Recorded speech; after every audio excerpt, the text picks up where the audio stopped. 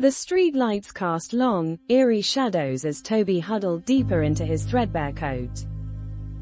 He'd run away from his aunt's house, his small backpack the only possession he carried. He'd had enough. Enough of the endless chores, the meager meals, the constant scolding. He was alone, scared, and utterly lost. Suddenly, a screech of tires pierced the silence. Toby gasped as a car slammed into a tree, the impact sending a shower of sparks into the night. He hesitated, fear battling with a strange sense of urgency.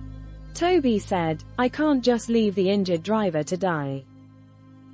Slowly, he approached the wreckage. An older man with a shock of white hair groaned inside, his arm twisted at an unnatural angle. "Are you okay, sir?" Toby asked, his voice trembling. "My arm. It hurts so much," the man groaned, his face pale and drawn. Toby, emboldened, ran to a nearby house and banged on the door. "Help!" he cried, "there's been an accident." Soon, the street was filled with the sound of sirens. As the paramedics loaded the injured man into the ambulance, Toby noticed a leather bag lying near the wreckage. He picked it up, not knowing what was inside. The next morning, Toby returned to the scene of the accident. He saw the older man sitting on a park bench, his arm in a sling, looking worried. "Excuse me, sir," Toby said, approaching him. "I found this near the accident yesterday."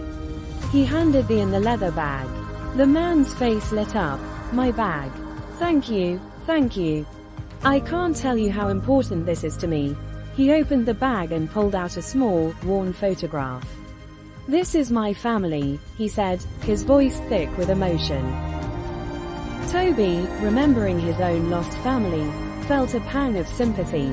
He hesitated, then blurted out, I ran away from home last night."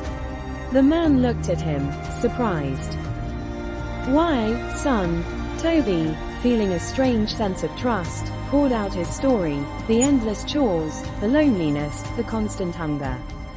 The man listened patiently, his expression growing somber. "No child should have to live like that," he said gently. "Come with me, Toby. I'll take care of you." Toby, stunned by his offer, looked at the man, his eyes wide with disbelief. This kind stranger, whom he had helped, was now offering him a home. He had found compassion in the most unexpected place, and it had changed his life forever.